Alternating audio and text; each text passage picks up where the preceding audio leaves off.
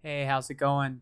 So, in this video, I'm going to be talking about some tips for using presets effectively.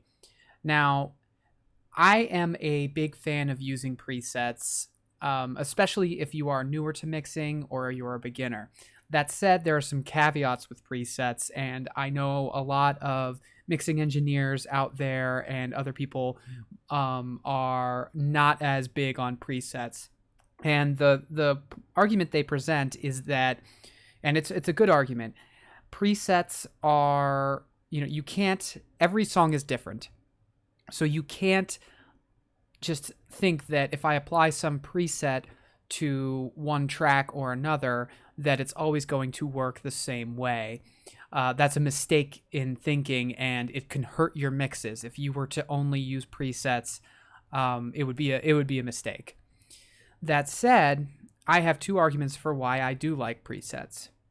My first argument is that, especially when it comes to using plugins, a lot of the organizations, companies that design these plugins, when they play them at trade shows, when they display this plugin and demonstrate it and demo it, they do so with presets. So presets have been optimized by these companies. They know, hey, this is what can make my plugin shine, this preset. So that's a big point in the favor of presets. The second thing I would point out is that presets can be used effectively because they can be a starting point, or they can give you an idea of how a specific sound works, or I'm sorry, a specific plugin works. They can really give you just a good base, because you can always set a preset and then play with your settings, dial certain things back, and play with your knobs and so on and so forth. And maybe you'll set a preset and say, hey, man, I love how this sounds. This is perfect, and I'm done with it. But you can also use presets just as a way to start on the right foot, if you're, as opposed to starting from scratch with a plugin. So here's just some tips I have for using presets. So I've got my track here, and we're going to be focusing on my two piano tracks. Now I'm bussing these over to bus 2, which you can see here. Currently I just have a compressor on there, but I wanted to give you an idea of like how you could use different presets, for example, for reverb, if I wanted to do some reverb. So I'm going to go here, and I'm going to throw on my reverb here. Okay, so this is kind of a funky reverb. And so I'm going to turn it off. And so if I'm playing it, you can hear.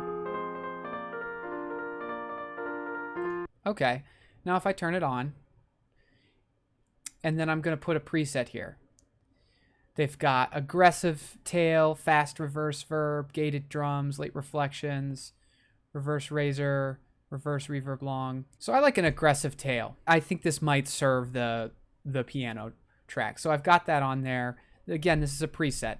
Let's see how it sounds.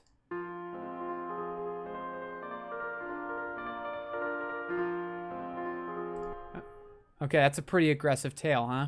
But maybe I don't like that. Maybe I'm like, well, I like the space that is giving the track, but it might be just a little too aggressive. So I can play with my settings here. I can make it a little less wet and turn up the dryness a little bit, see how that affects things.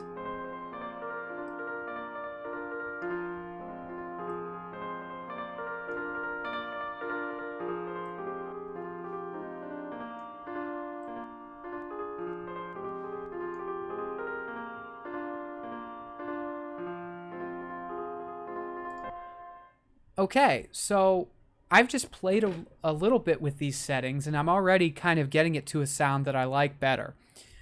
So the tip again for using presets effectively is pick a preset that you like, and then play with your settings. Turn things down, turn things up, mess around. And then the other tip here is always reference the original and see if you really like where it's going. So I can bypass this, quite easily.